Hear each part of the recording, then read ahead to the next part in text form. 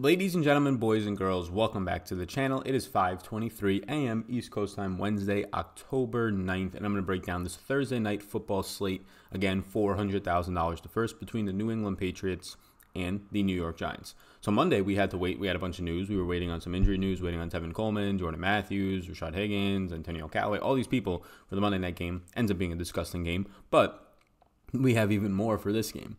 A ton of more injury news. So it's Wednesday morning. We'll find out everything an hour and a half before lock. You can join me tomorrow night on the live stream just so we have all the pieces of the puzzle 100% officially.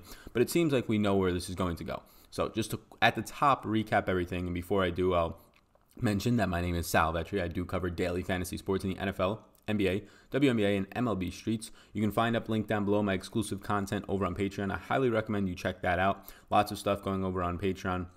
There's an official podcast Sunday morning over there that's exclusive. Our Friday ownership and leverage show, our live stream on Wednesday, all my projections, stat sheets, a ton of stuff goes out. You can click the link below and it'll show you everything that is in there.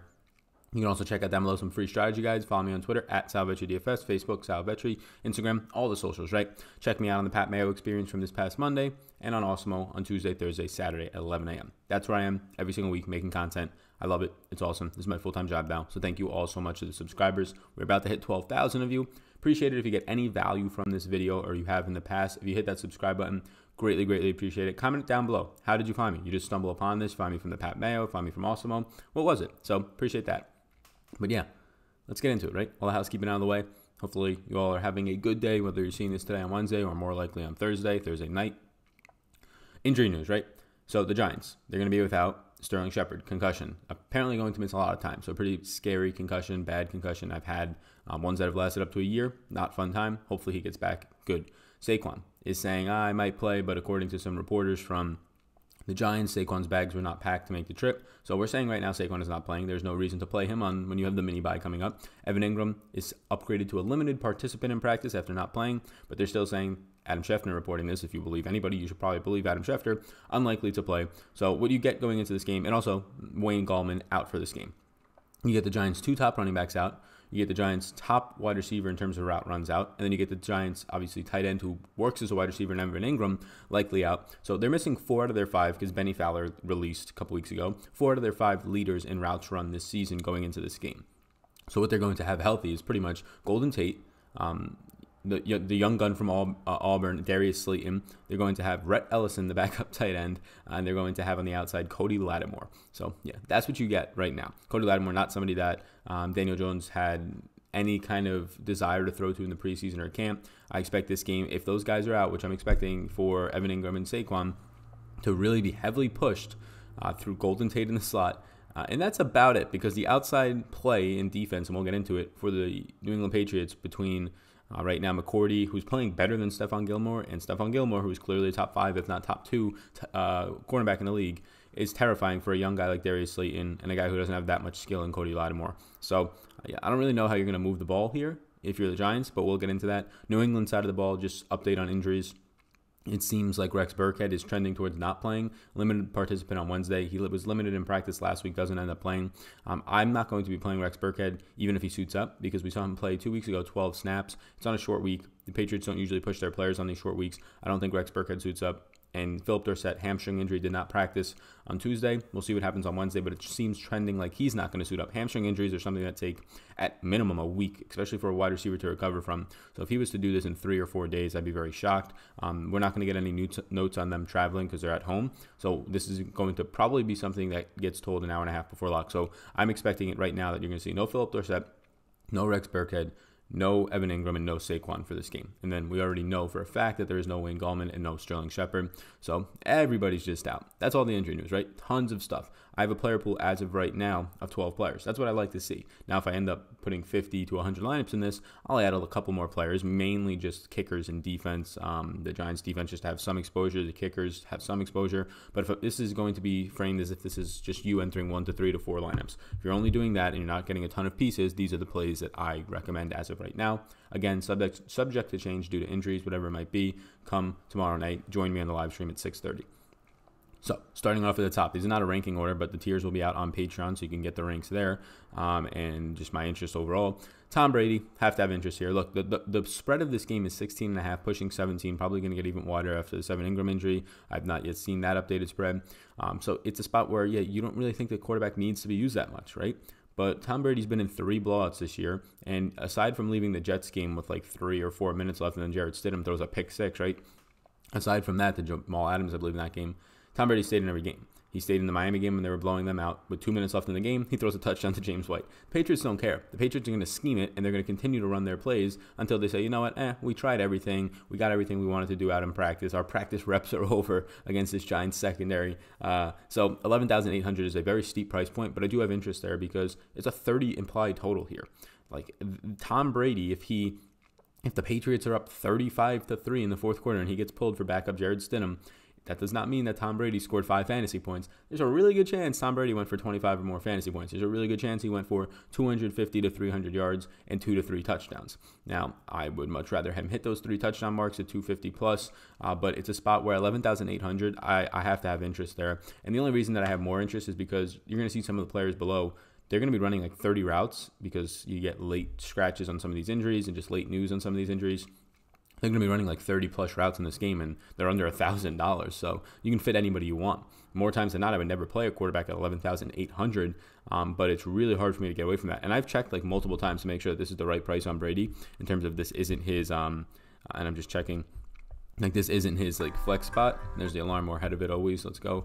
But yeah, so Tom Brady, I'm playing him at 11,800. I like it. It's a smash spot. The only concern is that he has too high of a price tag to pay it off. But that concern kind of goes a little bit by the wayside when you have cheaper players to put in there. 30 implied total. I like it. Josh Gordon, he's probably my favorite New England pass catcher. With Philip Dorsett likely out, Jacoby Myers is going to step in for Philip Dorsett. But I don't expect the Patriots to rely heavily on 3 wide receiver sets. Now, without James Devlin, they're going to naturally play more 3 wide receiver sets instead of 21 personnel. 21 personnel means you use a fullback, which James Devlin was a fullback. Now he's on IR. And they've been using more 11 personnel, single back sets, right? Not an I formation. 21 personnel.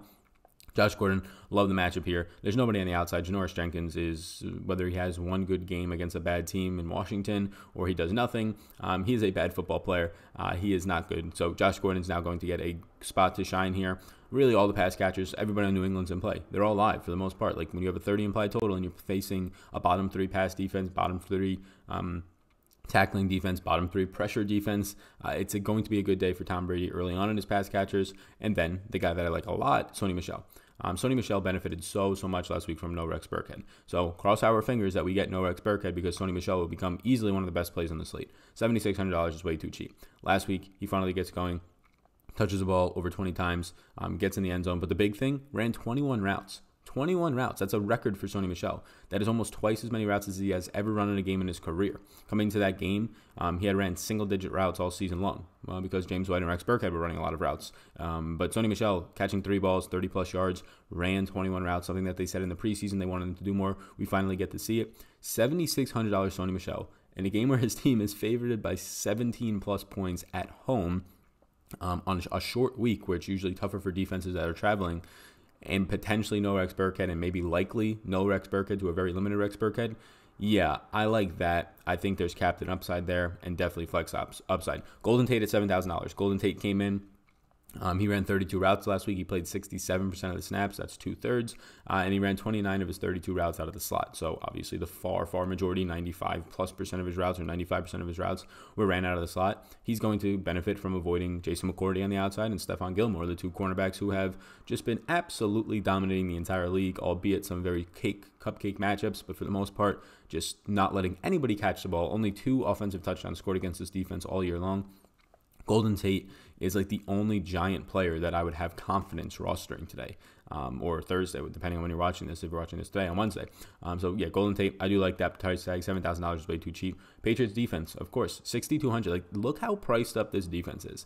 $6,200 is more expensive than the far majority of the plays on this slate. That's crazy, but it's realistic. When you have a team that is favored by 17 or more at home, when you have just nothing for Daniel Jones to work with, like, whatever happens in this game is not Daniel Jones' fault. You're missing your top 2 running backs. You're missing your top 2 receivers when you consider Evan Ingram is a receiver. And now you're just down to Golden Tate, Cody Latimer, Darius Slayton, Rhett Ellison. Do you hear the names I'm saying? John Hilliman in the backfield. Your fullback, Elijah Penny, getting 30+% of the snaps last week. My God, this is disgusting. So, yeah, go Patriots defense for sure and playing live. People are going to say, I'm going to put them in the captain spot. I mean, go for it. I don't think that's a terrible idea. I never really recommend that because people think that the captain spot for defense works all the time. When it works 1 out of every 20 times, 1 out of every 20 showdown slates, it probably works. So this could be the time for you, but I never want to put my money behind throwing a dart at 1 out of 20 times. If you're playing a ton of lineups, sure, you can have captain upside there from the Patriots defense, but I probably just save it and not get there. Philip Dorsett, I actually have Philip Dorsett as a yes here, but Philip Dorsett, he shouldn't be a yes. He should be an N. So Philip Dorsett is going to be an N because I do not expect Philip Dorsett to play. He sustained a hamstring injury 4 snaps into the game this past Sunday. So he didn't play much, and now he doesn't practice on Tuesday. That's usually an early indication for a short week. If you're not practicing on the one out of the 2 practice days that you have, well, they practice on a short week, Monday, Tuesday, Wednesday is your practice. If you're not traveling, you get Wednesday as well. So for Monday, they said that they didn't practice the Patriots, but if they had to designate something for Philip Dorsett, they would have put a limited participant, but it seems like it's BS because then on Tuesday he doesn't practice. So Wednesday, we'll see what happens today for the Patriots. Obviously not traveling, so he'll see another day of practice today, but it does not seem like Philip Dorsett is going to play. Hamstring injuries for wide receivers are just brutal. So he's not a yes. He's a no. He would have been a yes, but he's a no. So Matt LaCosse, these are my maybe interests. So we have 5 guys that are yeses that I would like to get to in lots and lots of lineups. And now we have a bunch of other guys rounding out this player pool. I have an 11-person player pool. I do like that. I like when the player pool is concise. So getting down to it, Matt LaCosse is $1,800. He's just too cheap. Look, the Patriots, they haven't been using tight ends all that much. And in a game like this, they're not really going to need tight ends to pass probably and catch as many passes as pass block, right? Ryan Izzo out there as well as a tight end. Maybe he'll pass block a lot more. Matt LaCosse ran 42 routes last week. 90% of his snaps were, he was on the field for 90% of the snaps in week 5. And he's just too cheap for the usage. At the end of the day, $1,800, getting a guy who's going to run, even in a game where they blow somebody out, close to 25 to 30 routes, that's really, really good. Going to be on the field for 90+% of the snaps. I don't understand why he's so cheap. Matt LaCosse should probably be at least $2,800, maybe even potentially $3,800. Like, he's half the price as kickers, and his usage is clearly way better than kickers. You might get 2 field goal attempts from a kicker for 6-7 fantasy points, whereas this guy's going to be running 40 routes, maybe in this game 30 routes. It's just too cheap of a price tag for that usage. Julian Edelman at $10,400. So, look, the only reason Julian Edelman is not a yes, Sal, how are you not making Julian Edelman a yes? Just came off of his best game since the Super Bowl. I get it. But this is what the slate breaks down to. You probably have to choose between Julian Edelman and Tom Brady. And I personally have not made this decision yet. Tune in on the Thursday night stream. Tune in to the tiers on Patreon to see where I end up ranking it. But you're probably not going to be able to play Julian Edelman and Tom Brady. And if you do, you're probably going to restrict your lineup a ton. Now, I might have to go back, and I haven't built too many lineups yet, and check now that we have all this Giants injury news and you're getting guys like Cody Latimer who are live in play, Rhett Ellison live in play, both below $1,000. You might be able to fit in Julian Edelman and Tom Brady. I personally, even without the price tags, like Josh Gordon more in this situation than Julian Edelman. Now, the Giants have been slashed in all departments, in the middle of the field, on the outsides, but they've been absolutely burned on the outsides this season. Middle of the field as well, Randall Cobb week 1, wide open, but that was more of a blown coverage against slot receivers. Julian Edelman is by far the favorite target of Tom Brady. I think we can all agree on that. He will benefit, just like Sony Michel, from Rex Burkhead being out, just like James White. But if we're talking about just absolute mismatch nightmare, it's more so Josh Gordon on the outside, in my opinion.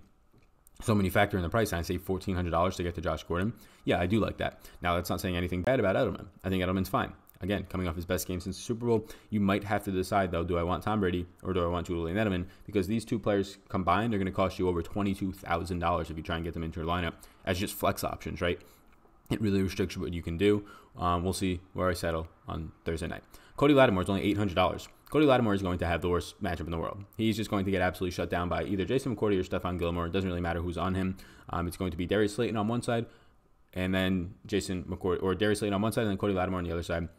And you're going to have Jason McCourty, who's currently playing better, yes, better through 5 games than Stephon Gilmore, who is, we all know, elite at cornerback. And that's just 2 of the 4 cornerbacks and safeties that are top 50, top really, I think, 30 in PFS grading right now. It's just, this defense is so good. So Cody Latimer at $800, he's just going to see plenty of snaps without Sterling Shepard out there. It's a brutal matchup, but he's going to run 30+ routes. So here's the thing. I obviously don't like it, but he's $800, and he's probably in a game where they're going to be passing the whole second half. He's probably going to run, if I had to guess, a bare minimum of 30 routes and more likely closer to 40, right? So if you're running 40 routes out there and have a brutal matchup, there's a chance Cody Latimer, based on his skill set, based on these defender skill set, doesn't catch a ball. But there's also a really good chance he sees 5 targets, 6 targets, maybe even more if they move him into the slot a little bit. So although I'm not thrilled to play Cody Latimer in just any other format, when he's $800 on a slate, and similar to Matt LaCosse, going to run 30 to 40 routes, although Matt LaCosse's team's not going to need to throw, and Matt LaCosse is like the last read on his team, where Cody Latimer, there's a real chance that he's the number 2 option on his team this week. Yeah, I do like that.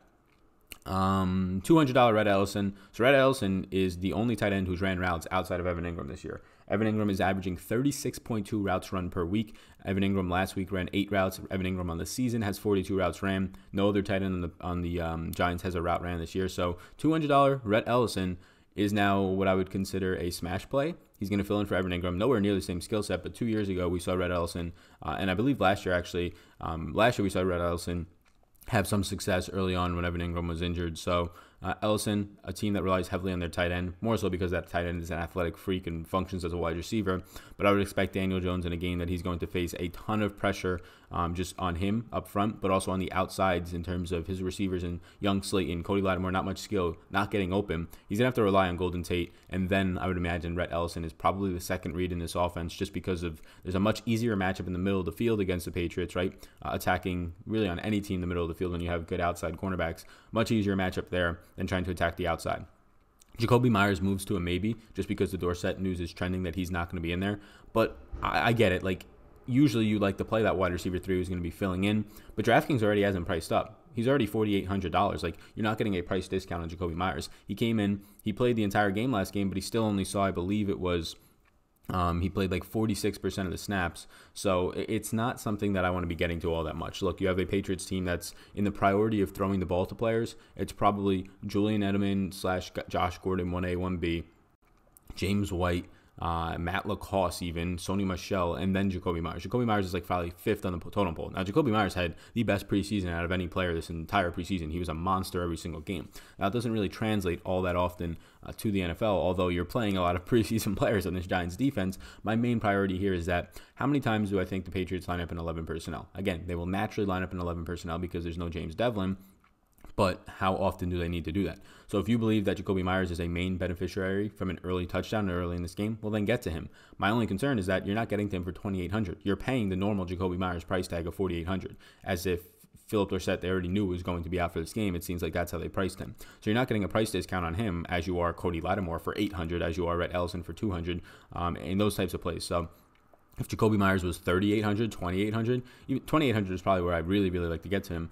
I just don't know how often he'll be on the field. In a game where he pretty much played the whole game because Dorsett comes out with 4 snaps, he doesn't even break majority snaps. In a game that trends to be even more of a blowout in this one, I think he might touch the field for 40-45% of the snaps, and that's not something that I really want to get to all that much at a normal price tag. Lastly, Daniel Jones. So I originally had Daniel Jones as a no here, but then I bumped Daniel Jones up to a maybe. And it's really just because of price and opportunity. So we all know that this is just a brutal matchup for him. But there's a really good chance Daniel Jones attempts close to a career high here. He's going to attempt 40-plus passes in this game. You would only imagine it projects out that way. He has no running backs behind him to really rely on. It's going to be Daniel Jones throw the ball a ton, probably throw a couple of interceptions, probably get sacked a bunch. But at the end of the day, a lot of opportunity matters in DFS. It doesn't matter what you're doing with that opportunity, or it doesn't matter if you've been ineffective. If you're going to continue to get that opportunity, eventually it'll be turned into quantity over quality, right? And then maybe one day you'll get quality as well. So what I'm saying here for Daniel Jones is he can throw the ball 40 times and throw 3 picks in this game, but still be needed in the winning lineup because he's a very cheap quarterback. Usually you don't see quarterbacks below the $9,000 price tag. He's $8,000 flat, and I get it. The matchup is just so brutal. But can can Daniel Jones go out here and attempt 45 passes, and can he complete 30 of them or 28 of them, even not even have that great of a completion percentage, somewhere in the 20s, but have 250 yards and 3 touchdowns? And we know that the guy 2 touchdowns maybe is more realistic at most, but we know that the guy is rushing upside on the ground. So the biggest reason why I like Daniel Jones is clearly the matchup is brutal, but he's only $8,000, and compared to any of these other $9,000 and below players like Daniel Jones' price tag and tier, he's going to have the most opportunity. Maybe Sony Michel's there close by with like 20 carries overall, 20 touches, but he's going to have clearly the most opportunity throwing the ball 40-plus times. And the thing that I like the most is you probably see Daniel Jones rely on his legs a lot here. Maybe he doesn't get in the end zone, but 40-plus yards on the ground is very much in play for Daniel Jones in a spot where his running back, John Hillman, not going to help him out that much. So that's where I'm at right now. I'm just going to delete Philip Dorsett from the sample for now. I'm going to delete Rex Burkhead from the sample for now, assuming they don't play. Pretty crazy that I only have 20 players listed on here because of all the injuries and the players that just don't step on the field. No interest in the Giants defense. As of right now, no real interest in the kickers because you have so many cheap price players that are going to run 30-plus routes, right? 3 guys below $2,000 that run 30-plus routes in this game, some closer to 40. So I don't really need to take my chances with that many kickers. Mike Nugent, obviously the Patriots kicker, would be the one that I would get to if anything. Their team's implied for 30. The Giants are implied for 13. James White, not a guy that I want to get to here. It doesn't seem like a game script. If you think he gets in early, then that's where he kind of binks. Darius Slayton, the young, exciting rookie who played the most snaps he's played in his career. I believe he's a rookie. I have to check that. I know he's from Auburn. And I think I think he's from Auburn. And no, college CFL guy was somebody else was a CFL guy, I believe. But Darius Slayton, just a brutal matchup for an inexperienced player on the outside, and he's 6,000. So it's just a pricing thing here. Like if Darius Slayton was 4,000, yeah, I get to him. He has upside on the outside. It's just really hard for me to want to get there. John Hillman, he's priced to where he should be. They thought that when Gallman and Saquon were going to be out, $5,800 for John Hillman is not what I want. He didn't even play that many snaps. Like he played 60% of the snaps. They kept just the fullback Elijah Penny in for 30% because they didn't trust John Hillman that much. There was some upside in Hillman's routes run. He ran 26 in week 5, but he's a huge road underdog against probably the number 1 defense in the entire league right now. In a game where his team's going to be favored, or in a game where his team's going to be down by 17 at some point on average, according to Vegas, and they're going to be passing. So Hillman, if you think he picks up a lot of yards in the air because of quick just dump-offs, maybe. But I do think they're even going to maybe call up a running back. They should. Elijah Penny is a fullback, so we'll see. And that's really it. Ryan Izzo, he had success last week, but it was unsustainable. He only ran 7 routes. Brandon Bolden, we saw get in the end zone last week, but not somebody that I want to get to with any sort of volume. So 11 players in a player pool right now. If I was to enter 50 lineups, I'm not sure if I will yet. I'd probably add Mike Nugent to that player pool. I probably would add Darius Slayton to that player pool, and maybe little sprinkles of James White, so at most like 14 players. So it's a pretty cut and dry slate in terms of once you get all the injury news out of the way, once we get that official come Thursday night, there's not that many players to choose from, and you kind of know the ones that are going to do good, and you kind of know the ones that you really don't want to rely on all that much in this matchup. So this is where I'm at right now. My name is Sal Vetri. I appreciate you tuning in. Follow me on Twitter at SalVetriDFS. The logo is somewhere in the corner of the screen.